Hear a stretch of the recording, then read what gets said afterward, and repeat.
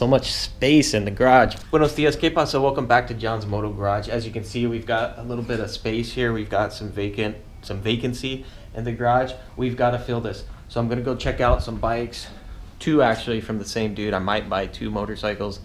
We'll see.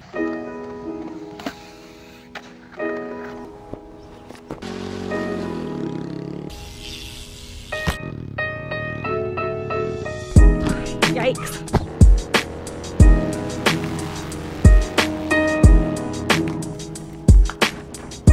And one of these we may put towards the YouTube Moto Flip project where we're trading up to our dream bike. Our budget is $3,050 for the next bike, and I haven't found anything yet. Hopefully today we can get this moto secured and be on to our next flip so we can trade up to our dream bike. The cool thing about that is just because our budget is $3,050 doesn't mean you have to buy a bike for $3,050. You can get one for cheaper, and that's just all the better. So let's hit the road. Let's see if this thing pans out. If I drop it, I buy it. Yeah. Alright, ¿qué pasó, amigos? Buenos dias, John's Moto Garage. We're back at it again. Today we're sitting on a 2008 Kawasaki Vulcan 900. It's been a while since I sat atop a 900. And I like these bikes. I like them a lot for what they are. Middleweight cruisers, right there with the Shadow 750, Suzuki Boulevard 800. I had one of those on the channel a few months back. The thing about the Vulcan 900, these are shaft drive, liquid cooled, 5-speed, 900cc V-twin monster bike. The first time I ever rode one of these, I'm cruising on the freeway, I look down and I'm going 80, and I didn't even realize it. Which for your middleweight cruisers, that's typically not the case. You're gonna have a lot more vibration. It's just not gonna be as comfortable at those higher speeds. So my first impression ever on one of these Vulcan 900s was like, dang, this is a lot of bike for the money. And I think they did a good job with the gearing, and the styling's pretty nice. All in all, these middleweight cruisers are really going to come down to personal preference, but I do think the Vulcan 900 edges out the competition slightly just because it is a bigger engine.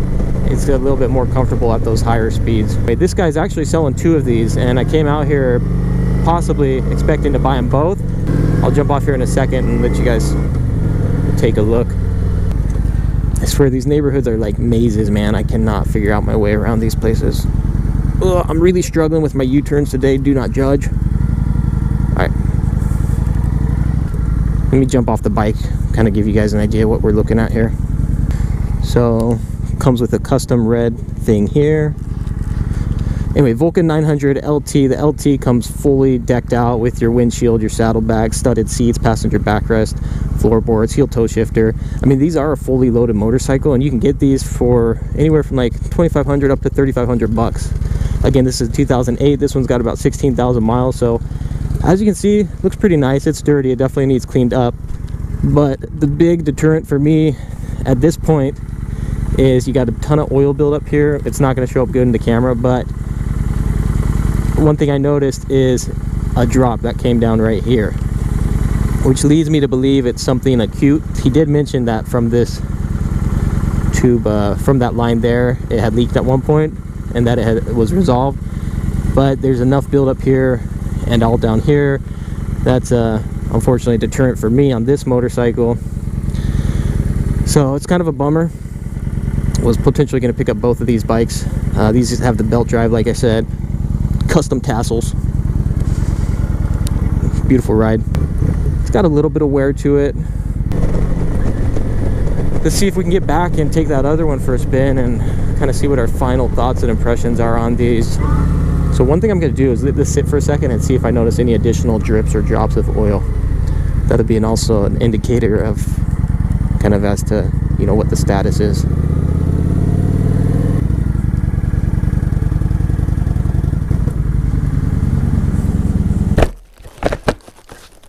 Runs pretty good, yeah. Okay, if I run this one around the block real quick. Alright, this one is a 2010 Kawasaki Vulcan 900 LTD. Or is it LT? I think it's just LT. But again, you got it decked out. You got the windshield, the studded seats, floorboards, crash bars. I mean, they really do come decked out. You get a lot of bike for your money. with these, especially if you can find a nice one. And you can get these with real low miles if you're patient and you're out there looking for them. This guy's got them priced right, but again, my only concerns here on these motorcycles... Oh, is that a rabbit? I think a rabbit just ran across the street.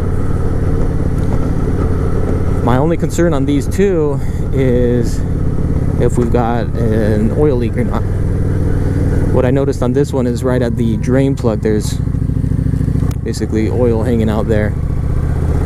So that would be a potentially easy fix. But one interesting thing with these Vulcan 900s, I forget what it's called, but they basically auto adjust the idle. So you'll notice when you first start these things up, it'll rev up real high and then it'll start to drop the idle. I forget the technology, but it's basically an auto rev adjustment combustion chamber center. Now, one thing about test rides is it is good if you can to get on it, because you want to make sure when you accelerate that the bike isn't surging or anything like that. If you can get on an open road, it's good to do that, but when you're stuck in a maze, sometimes you just don't have that option, you know. And obviously you want to shift through all the gears, make sure the clutch isn't slipping or anything like that. I'm really struggling today to pull that off though, you guys. How not to do a test ride and Craigslist purchase.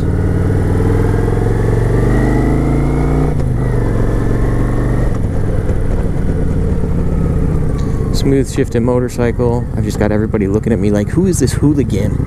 Nobody comes through here wearing a black helmet, man. Dude, I am completely lost, man. I really have no idea where I'm going at this point. Luckily I have my phone. We'll pull out our GPS. I think I might be back to where I came. Are we gonna cut this ride short? I was really hoping to get out on the main street, but nope, we're back to square one. This is crazy. Anyway, that's gonna do it, you guys. The two Vulcan 900s, I'll let you know what happens. I'm gonna check and see what the deal is with the oil leak. I'll probably wipe everything off and see if it's something that's happening now, or if it is just the fact that, you know, oil spilled over and it looks good. Because sometimes that happens too. Even when somebody fills up the oil, a little bit spills over, and then initially as it's burning off, it looks like it's leaking. So we'll find out.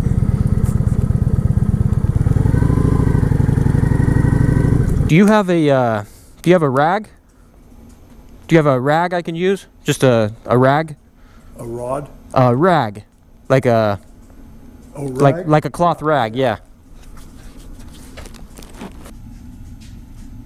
I just wanted to wipe some of this off and see, because my only... We actually... Alright guys, John's Moto Garage, we're back at it. I'm taking this one for a second spin. Basically, I decided against the white and gold one because there was just too much residual oil buildup coming from where he said there had been a leak, and it's just hard to say if it's still an issue or if it's been resolved completely. And I didn't like how that one rode quite as much, just a little bit more wear on it. But we're gonna take this one for one more spin, see if I can get a little bit more of a actual test ride in on it. And this one, it was such a small amount, and I'm thinking it was probably just from whenever he did his last oil change. You can tell he's an honest guy. I don't think he means to be pawning anything off. He asked me if I thought he should you know, take the bike in and get it checked out, and I said, dude, you're already giving it away. You might just be better off selling it as is and just disclose that it has a possible leak. So I am going to try and get out on the main road. The guy's got my license and my truck keys, so if I get pulled over, I'm SOL, you guys.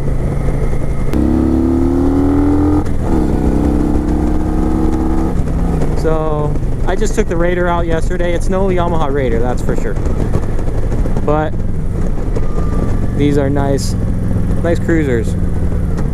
And it is a lot of bike for the money.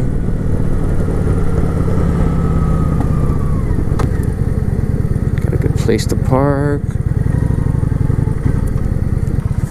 Alright, so here it is. This one's a 2010 Vulcan 900 LT. Again, it's fully loaded. You've got the windshield, saddlebags, passenger backrest, two-tone, burgundy, red, and black. I think that's what it's called. Is this burgundy? You got the crash bars. So this is a lot of bike. It really is. So the big thing I'm trying to do is figure out whether or not this is actively leaking oil, or if it was just some oil hanging out from, you know, his last oil change or something. You know what I mean? So finally you got to make an overall decision. My decision on this bike, based on everything, I don't think it's the right bike for me. It's a really great price, and it would be a good bike if you're on a budget and you want something, but for me, with my purposes of selling it, it's not going to be the right bike.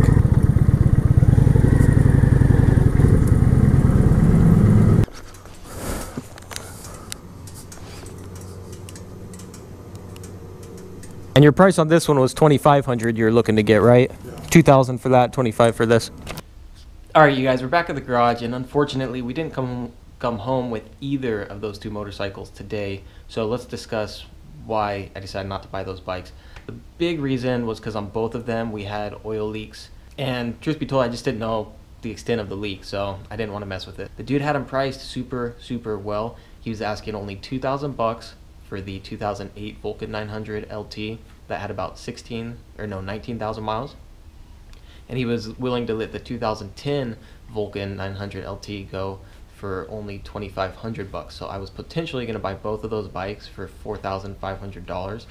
But again, when I'm buying a bike that I know I plan to turn around and sell, I'm very selective, and I just get real hung up on that kind of thing because I don't want to be turning around and handing that off to somebody else. Had I been buying the bike for myself, I probably would have purchased the red and black one. I probably would have, but again, since I knew I was going to sell it, I just didn't want to deal with that potential headache. I was on the fence about it for sure for a little bit. So there you have it, you guys. John's Moto Garage, the two Vulcan 900's that didn't end up happening, but we'll stay tuned. We've got a budget of $3,050 for the Moto Flip project. We're going to trade our way up to our dream motorcycle, surely but slowly, so stay tuned. Hopefully sooner than later we'll get ourselves a nice moto for somewhere in that price range. As always, I appreciate the support. If you dig the content, please like and subscribe. We'll hit you guys up next time. Adios, nos vemos.